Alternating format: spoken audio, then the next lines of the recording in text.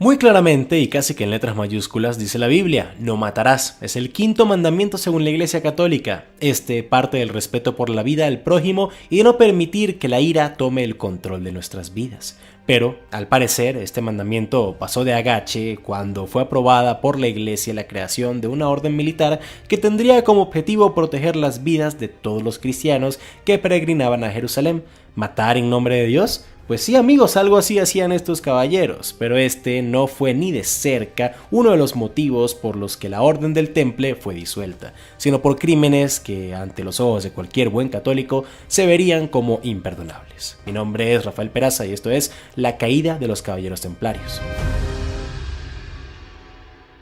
Dos humildes caballeros comparten un corcel, visten modestas túnicas blancas adornadas con una cruz roja en el hombro izquierdo. Ambos cargan endebles escudos que muestran la misma cruz mientras son rodeadas por 21 hermosas letras que consignan lo siguiente: sello de los soldados de Cristo. Este es el símbolo por el que se conoce a la Orden de los Pobres Caballeros de Cristo del Templo de Salomón, que para términos prácticos llamaremos la Orden del Temple. Ver a dos miembros templarios compartiendo un caballo era el resumen perfecto de lo que estos representaban: humildad, pobreza y la voluntad de renunciar a sus vidas por ir en defensa de las de su prójimo. O al menos así se les conoció antes de convertirse en una de las sociedades católicas más poderosas, ricas e influyentes no solo de la Edad Media, sino de toda la historia. En el siglo de las Cruzadas, entre los años 1001 y 1100, la sociedad estaba experimentando un rápido crecimiento poblacional y esto se veía reflejado en producción agraria y comercio exterior, sociedad europea, cabe recalcar. Pero lo que más empezaba a resaltar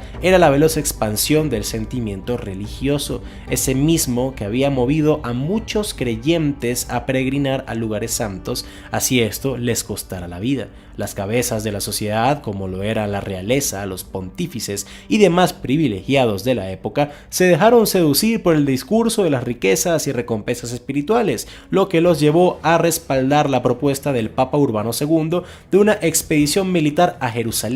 en la que se acompañaría a los peregrinos en su trayectoria y de paso recuperar esa ciudad de mano de los musulmanes y proteger también Constantinopla y el Imperio Romano del Este, también conocido como los bizantinos. La cruzada fue un éxito y Godofredo de Bouillon se posesionó inmediatamente como rey de Jerusalén. A su muerte lo sucedió su hermano Balduino I, quien notó la importancia de tener un ejército permanente que defendiera los lugares sagrados, por lo que se puso en contacto con Hugo de Payens, quien junto a otros 8 caballeros formaron la orden original del templo. Si este nombre le suena familiar es porque en nuestro podcast, El Baúl Podcast, junto con Francisco García, hablamos justamente de la persona más importante del siglo XI y sería justamente Hugo de Payens quien ganaría ese título. Si quieren saber un poco más sobre este y sobre todo lo que estaba pasando en dicha zona, los invitamos a que vayan a ver ese mismo video y todo el podcast en general. Balduino, como directo beneficiado de la orden, sabía que no podría mantener él solo, con los recursos de un reino recién conquistado, a dichos soldados,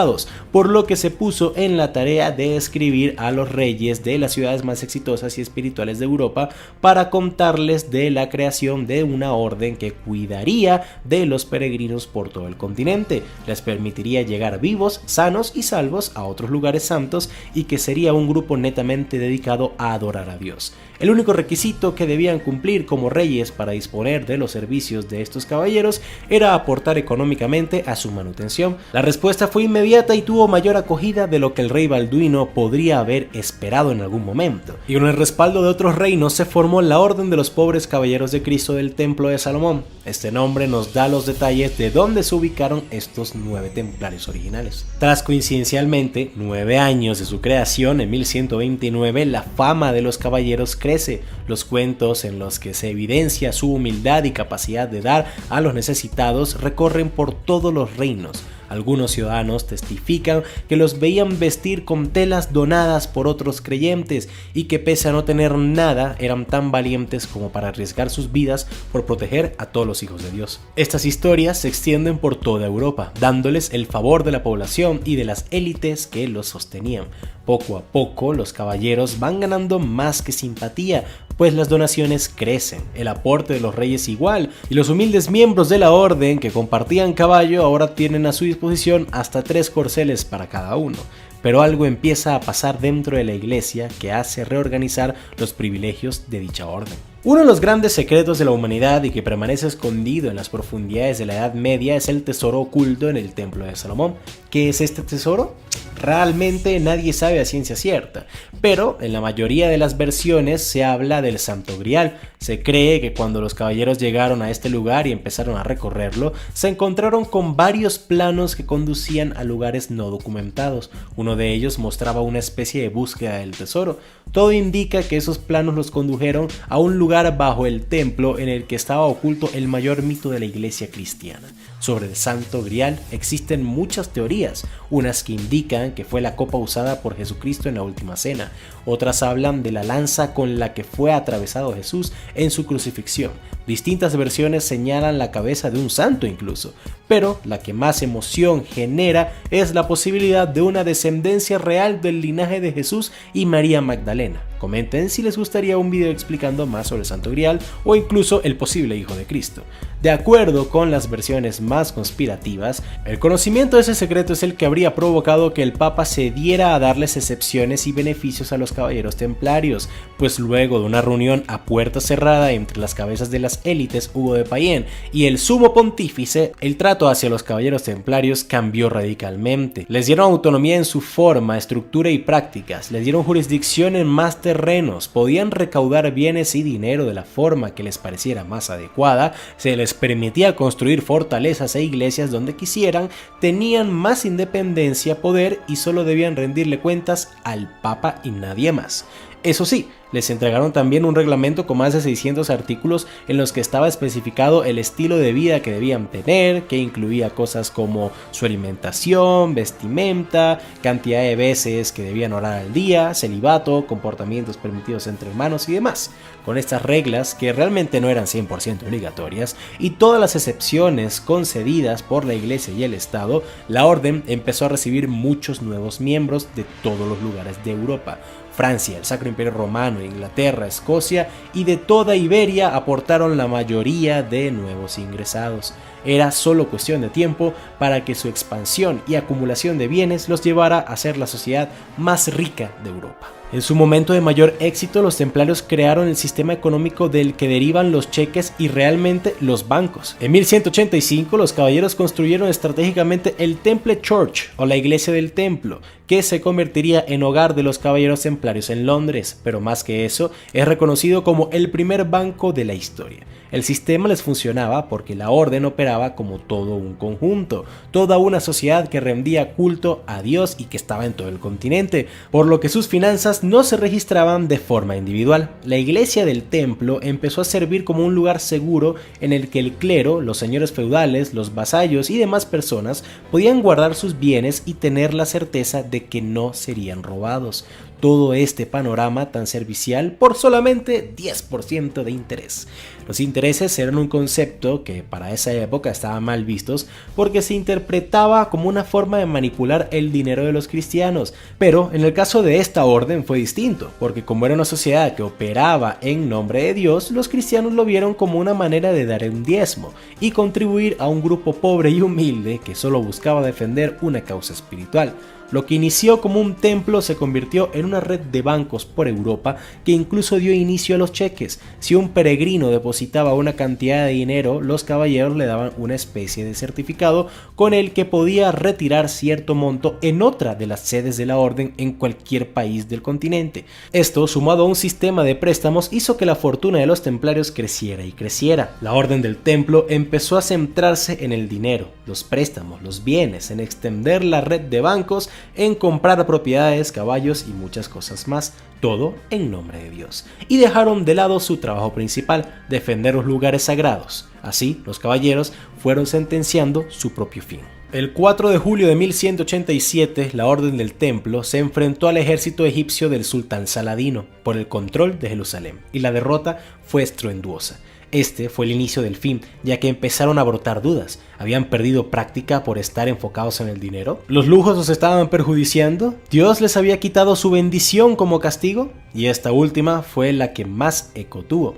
Esta sombra de dudas sobre la orden, más las múltiples derrotas por manos de los musulmanes que cada vez eran más fuertes, hicieron que se pensara en disolverlos, pero su gran maestre de ese momento, Jacques de Molay, se negó rotundamente. Por su parte, Felipe el Hermoso, rey de Francia, quien llegó a ser rey de Castilla también, estaba en números rojos con los templarios y vio en las recientes dudas una forma de librarse tanto de las deudas como de la orden, por lo que usó su influencia para intimidar al Papa Clemente V y hacer que iniciara un proceso contra estos caballeros. En ese momento fueron claves las acusaciones que hizo un tal Esquiu de Florian, quien se dedicaba a espiar varias órdenes y le señaló a todo el mundo del sacrilegio a la cruz, herejía, sodomía y adoración a ídolos paganos que supuestamente se practicaban en esos templos. Aunque los caballeros negaron las acusaciones a capa y espada, el proceso se dio fiel a la Edad Media, sometidos a torturas. Lo cual fue efectivo para el rey Felipe, pero no para la historia, ya que todo lo que los caballeros confesaron pudo haber sido reconocido o porque era verdad o porque pues les estaban separando las partes del cuerpo en una cámara de tortura. Según quedó consignado en los informes y libros de Felipe el Hermoso, estos caballeros aceptaron que en sus reuniones escupían la cruz, renegaban de Cristo, practicaban herejía, tenían relaciones sexuales entre ellos, adoraban a otros dioses y muchas otras prácticas consideradas pecados imperdonables por la iglesia. Jacques de Molay y 140 templarios fueron encarcelados y sus bienes requisados. Tras otros movimientos ventajosos del rey Felipe, la orden fue perseguida, torturada y encarcelada. 94 de los miembros murieron en la hoguera, incluyendo el gran maestre, quien, aún siendo quemado vivo, les advirtió que estaban cometiendo un gran error. Otros caballeros murieron en prisión, mientras que los pocos que quedaron y que habían confesado fueron perdonados por la iglesia y reintegrados a la sociedad como ciudadanos comunes y corrientes. Hasta el día de hoy, la abrupta forma como fue borrada la orden levanta suspicacias sobre las causas reales de su fin y de que tal vez, y solo tal vez, algunos sobrevivieron y siguieron con la orden, pero esta vez en secreto. Desde finales del siglo X, señores feudales y reyes de casi todos los países católicos y ortodoxos de la época atendieron la llamada del Vaticano y el Papa Urbano II de tomar Tierra Santa y sus alrededores, es decir, lo que hoy en día es Israel, Palestina y parte de sus vecinos. Durante unos años y luego de varios intentos, muchos soldados cruzados lograron cumplir este cometido, ya fuera en nombre de la iglesia, de su reino o de su orden, pero a la larga, ninguno de estos logró retener dichos territorios que tomaron por más de unos cuantos años. Estas campañas militares significaron un antes y un después en nuestra historia, dictando el futuro no solo de dicha zona, sino de incluso de muchos de los países europeos que intervinieron en los mismos, ya que las derrotas en Tierra Santa les hicieron darse cuenta que con o sin Dios de su lado no eran invencibles. Pero, ¿y si esto no hubiera sido así? Yo soy Rafael Peraza y esto es ¿Y si los cruzados conquistaban Tierra Santa? Antes de continuar, quiero dejar bien claro que en este video no hablaremos del por qué se dieron las cruzadas, cuáles eran sus objetivos reales, ni el por qué fracasaron como tal. Aquí veremos el qué hubiera pasado solo si estas eran un éxito a largo plazo, qué cambiaría en la historia inmediata y futura, y las ramificaciones generales que eso traería en el mundo. Si quieren saber un poco más sobre las cruzadas, tenemos varios videos, en especial sobre la Orden Templaria, la Orden del Templo, que explican este tema con mayor profundidad. Por lo general, cuando se habla de las cruzadas, se nos pinta un ejército cristiano unido luchando en contra de un pueblo islámico fragmentado y poco organizado. Pero esto no podría ser más diferente, ya que en realidad eran los cristianos los que estaban poco organizados y fragmentados, y los musulmanes los que tenían alguna unión un poco más clara. Para que nuestra ucronía sea posible, esto debe cambiar. Tomar las ciudades musulmanas de la zona no era el verdadero problema, lo difícil era mantenerlas. Para esto haría falta una clara unión estratégica entre cruzados y una alianza permanente con el Imperio Bizantino al norte. Debido a la precaria situación de los bizantinos en la zona antes de la llegada de los cruzados, el Papa Urbano II prácticamente le dijo a todos los guerreros que fueran a Tierra Santa que cualquier tipo de pecado que cometieran contra quien fuera sería perdonado, lo que desató una ola de violencia indiscriminada contra todo el mundo por parte de los católicos y convirtió el egoísta deseo de absolución de algunos en el principal combustible de dichos conflictos, cosa que siempre fue un punto en contra de la iglesia en la zona, ya que no había ningún deseo de fortalecer el cristianismo en Tierra Santa, sino de solo salvarse a ellos mismos por sus pecados, lo que hizo que incluso los cruzados atacaran pueblos bizantinos, aquellos que se supone que iban a salvar porque todos sus pecados iban a ser absueltos, por lo que en esta realidad alterna es sumamente importante en letras mayúsculas, que los cruzados no bizantinos no saquearan ni atacaran ciudades bizantinas, valga la redundancia, en su camino al Medio Oriente, y que debía aclararse muy fervientemente que el perdón a todos los pecados solo se aplica si dichos crímenes no eran cometidos contra pueblos ni gente cristiana, ya sean católicos u ortodoxos, ya que esta promesa de perdón total llevó a muchos cruzados a pensar de que podían hacer lo que les diera la gana siempre y cuando tomaran Tierra Santa, y el mantener unidos a los bizantinos, cruzados y a toda la población cristiana de la zona era de vital importancia para el éxito y retención de Tierra Santa. En la realidad actual, el surgimiento y subida al poder de los caballeros templarios le dio una herramienta ideal al Vaticano de controlar lo que estaba pasando en el Medio Oriente sin la necesidad de coordinarse con numerosos señores y reyes feudales de varios reinos. En esta realidad alterna esto no cambia y el control y liderazgo de los templarios sería incluso mayor al de nuestra realidad actual. Aunque los cruzados sí lograron controlar Tierra Santa por varios años, fue el no unirse y quedarse encerrados en sus nuevas ciudades lo que a la larga permitió a los musulmanes el volver a armarse, unirse y ordenar una retoma de Jerusalén y diferentes ciudades capturadas. Si en vez de solo quedarse atrincherados aprovechaban su posición de poder, se unían bajo el liderazgo de los caballeros del Temple y organizaban y financiaban campañas militares en los centros islámicos más poderosos de la zona, como por ejemplo Siria y Egipto, no solo hubiesen aumentado su influencia en toda la zona al inestabilizar al mundo islámico y crear más problemas entre ellos, sino que el surgimiento de grandes líderes militares que unieron cientos de pueblos musulmanes bajo una sola bandera, como lo fue el Gran Saladino, no hubiera sido posible, por lo que el control cruzado de Tierra Santa sería mucho más estable y duradero. Divide y vencerás. Al inicio y gozando de todo el apoyo del Vaticano y Europa, la política de conversión o ejecución sería la más practicada en la zona, pero con el pasar de los años, los líderes católicos se darían cuenta que esto generaría demasiada inestabilidad y resentimiento contra los locales no cristianos, por lo que nuevas estrategias no tan bélicas y radicales se pondrían en marcha. Aún así, esto no sería suficiente para lograr un estado católico duradero en Tierra Santa. En nuestra realidad actual, las causas del fracaso cruzado no solo fueron perder contra los musulmanes, sino también la gran diferencia entre los caballeros controlando las ciudades capturadas, el desorden y el nunca ponerse de acuerdo. Hacemos énfasis en esto, haciendo que desde Europa el Vaticano comenzará a preocuparse de guerras entre reinos católicos por el control de Tierra Santa en vez de estar luchando contra los musulmanes, por lo que sería importantísimo que aquellos controlando sus nuevas tierras se sintieran más como cruzados que como francos, ingleses, bávaros, bizantinos, castellanos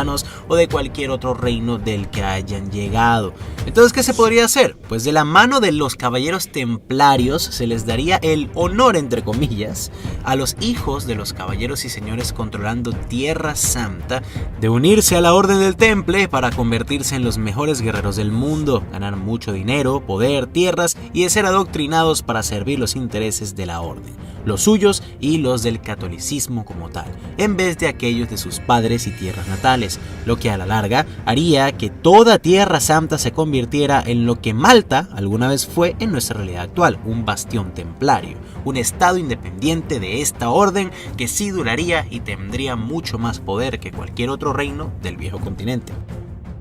Por otro lado, y al mismo tiempo, aunque el control católico de Tierra Santa le daría un gran respiro a los bizantinos, el estilo de vida y gobierno de este imperio siempre estuvo condenado al fracaso, por lo que con o sin turcos otomanos, luego de varios siglos, Constantinopla controlaría cada vez menos territorios y rutas comerciales, haciendo que eventualmente los templarios de Tierra Santa, deseosos de conquistar la ciudad más antigua y grande de la zona y tal vez el mundo, declararan a los bizantinos como herejes ortodoxos y falsos cristianos, trayendo guerra, inestabilidad y destrucción a toda la zona. Sin el control otomano de gran parte del Mediterráneo, las rutas de comercio con el Medio Oriente y Asia seguirían abiertas para la Europa católica, por lo que la necesidad de descubrir nuevos caminos comerciales con Asia, como pasó en nuestra realidad, no nacería, haciendo que misiones de exploración como las de Colón y Vasco da Gama nunca ocurrieran y América permaneciera oculta ante el viejo continente por al menos unas cuantas décadas o incluso siglos más. Todo esto pasaría cerca del siglo XV. Durante la guerra entre templarios y bizantinos, los reinos de Europa cada vez estarían más preocupados, ya que durante centenarios siempre vieron a los templarios como simplemente los contadores y protectores de Tierra Santa y los banqueros de Europa, pero ahora eran una organización capaz de invadir y hasta tomar reinos enteros, y dicho temor se haría incluso aún más grande cuando, al eventualmente tomar Constantinopla y el resto de las tierras bizantinas, las tarifas del paso al Mar Negro, del este del Mediterráneo y hasta de todos sus préstamos al viejo continente subieran de forma indiscriminada. Con esa gran deuda, y aunque seguiremos hablando de lo que pasaba entre Europa y los templarios, también es importante ver lo que sucedía con aquellos que lo perdieron todo, los musulmanes, que no renunciaron a su religión y que se mantuvieron fieles a sus creencias. Al estos no controlar grandes tierras y ser un pueblo oprimido dentro de sus propias fronteras ancestrales, esta región nunca habría vivido el periodo de expansión, poder y control que tuvo en nuestra realidad actual, el mismo que evitó que dicha religión cambiara y se adaptara a los tiempos, ya que a los sultanes pensar que todo funcionaba perfecto guiándose por las acciones del pasado y que el Imperio Otomano se había convertido en el más grande de toda la época, pues no hacía falta cambiar absolutamente nada porque todo funcionaba perfecto. Pero al no gozar de dicha estabilidad, estos pueblos musulmanes alternativos, viviendo bajo el yugo cristiano o en sultanatos mucho más débiles y lejanos, tendrían que estar en constante cambio y adaptación para sobrevivir y algún día tal vez poder recuperar sus tierras. Lo más cercano a un bastión islámico en esta época estaría en el noroeste de África y parte de la península ibérica, pero incluso estos perderían poder una vez los reinos católicos ibéricos, incluso con ayuda templaria, los hubieran vencido y expulsado de lo que hoy en día es España y Portugal. El poder templario sería demasiado para que cualquier persona fuera de la orden pudiera controlarlos. En nuestra realidad actual, incluso cuando estos no lograron retener Tierra Santa y fracasaron en su misión principal, al volver a Europa siguieron siendo una de las instituciones más poderosas y respetadas de toda la época. Crearon el primer concepto de banco internacional del continente, tenían templos y fuertes en casi todos los reinos de la zona, gozaban de numerosas ventajas otorgadas por el propio Papa y sus números subían año tras año. Y fue todo este poder e influencia lo que a la larga los condenó, ya que varios reyes, en especial el francés, no solo los envidiaban, sino que hasta le debían grandes cantidades de dinero. Por lo que como solución, al estos no tener tierras propias ni ser soberanos de ningún país, cuando se les comenzó a perseguir y condenar de secta satánica para no tener que pagar las deudas, no tuvieron ni quien los defendiera ni acogiera. Pero en esa realidad alterna, al tener sus propias tierras soberanas, difícilmente algún reino se les levantaría solos por miedo de meterse contra uno de los países más fuertes de la zona. Pero en esa realidad alterna, al estos sí tener sus propias tierras soberanas, difícilmente algún reino se les levantaría solos por miedo de meterse contra uno de los países más fuertes de la historia. Y estos caballeros tenían dicha posición de poder muy, pero muy clara y establecida. Pero una unión de varios reinos en búsqueda de un bien común, como el de bajar a los templarios de su pedestal de mármol y oro, tal vez sí podría retarlos. Con el pasar de los años, los reyes europeos se comenzarían a cansar de la iglesia, de sus mercenarios templarios y de su aplastante control sobre sus tierras, lo que haría que en algún momento del siglo XV, luego de la caída de Constantinopla y el alto incremento de los impuestos de comercio por los templarios, varios poderosos reinos de la zona, como Francia, Castilla, Aragón, Portugal, una Inglaterra aún católica, cabe recalcar, Bohemia, Nápoles, varias ciudades-estado alemanas y muchos más se unieran para nombrar a un nuevo papa lejos del Vaticano y declarar a los templarios como secta satánica anticatólica, llamando a la rendición de sus tierras y declarando una nueva y renovada cruzada, esta vez, irónicamente, luchada en contra de aquellos que ganaron las primeras. y así, a su vez, para que el comercio con Asia no parara, nuevas rutas comerciales con este continente serían financiadas, lo que podría terminar también en el descubrimiento eventual de América por otros reinos diferentes a lo que más adelante sería en España. El futuro del mundo sería muy diferente en esta realidad alterna, pero esta es una historia tal vez para otro día. Siento tener que terminar este video aquí, amigos, en lo que podría convertirse en una nueva cruzada contra los templarios y el nuevo y atrasado descubrimiento de América. Pero el cambiar el resultado de las primeras cruzadas es un hecho que altera toda la historia del mundo, de gran manera. Incluso dedicándole un video entero a este tema, ni siquiera pude tocar temas como el destino de la reforma protestante, las invasiones mongolas, la llegada de la peste negra, el comercio con China y cómo esta cambiaría, ni muchas cosas más. Por eso, si les está gustando este tema y quisieran que hiciera una segunda parte, comenten en la parte de abajo y en mayúsculas la palabra cruzada, para ver si esto es un indicador más claro de su deseo porque continuemos con el tema. El guión de este video ha sido el primero que he escrito en este nuevo 2022, así que aunque es un poco tarde, quiero desearles un muy buen feliz año, amigos. Para mí este año nuevo ha comenzado con un viaje que tenía mucho tiempo planeando. En este momento estoy en los Estados Unidos y voy a pasar 4 meses en el mismo país viajando en una minivan que convertí para que pudiera ser mi casa y trabajando también en esta. Recuerden, no vamos a parar de seguir haciendo videos para este canal. Luego de eso pasaré unos 3 meses en Europa también viajando y después terminaré el año en Sudamérica y también lo iniciaré el 2023 en el mismo continente, en nuestra bella parte del continente. Por lo que si te llama la atención esto, estoy documentándolo casi todo en mis redes sociales, en Instagram como Rafael Piso Peraza 39, ahí dejaré en la descripción, y también en nuestro nuevo y renombrado canal El Señor Baúl, así mismo me puse. En este estaré montando todo tipo de videos sobre estos viajes, sobre cómo vivir esta nueva experiencia, cómo vivir en una van, vlogs sobre los lugares que he visitado, las cosas que he conocido, que he experimentado, todo tipo de cosas un poco más técnicas como cómo montar paneles solares,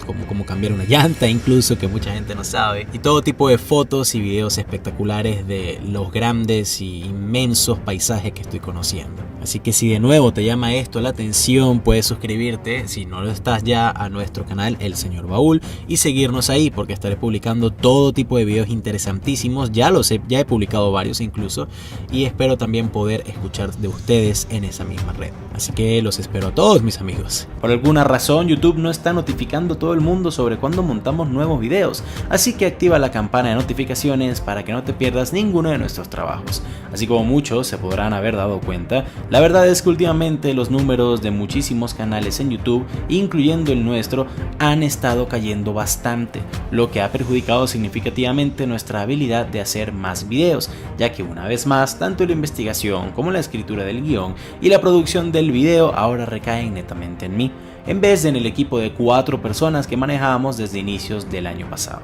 Por lo que no hay mejor momento para apoyar directamente a este canal que este momento, por medio de Patreon, una plataforma donde podrás donar la cantidad de dinero que desees para ayudarnos a poder hacer más contenido y mantenernos económicamente estables. En esta también podrás hablar conmigo directamente y sugerir todo tipo de temas de una forma mucho más efectiva. Por eso mismo quiero agradecer a nuestros Patreons principales: Liana Sereno, Robert Caponi, Andrés Docom, José Posada, Fran de Cirán, Gabriela Mezquita, Edgar Jaja, Oreites y Oscar Hernández por ayudarnos en estos momentos y ser los mejores Patreons que uno puede tener. Tú también puedes ser parte de este grupo yendo al link que aparece en la descripción. De verdad que te estaría eternamente agradecido. Aún así también quiero agradecer a todos ustedes, Patreons o no, por siempre mantenerse fieles y seguir viendo nuestros videos semana tras semana. Un abrazo para todos, no olviden seguirnos en Instagram en @elbaúl_youtube para más contenido, y sin nada más que agregar, yo fui Rafael Peraza para el Baúl de los Conocimientos Inútiles y que tengan muy buen día.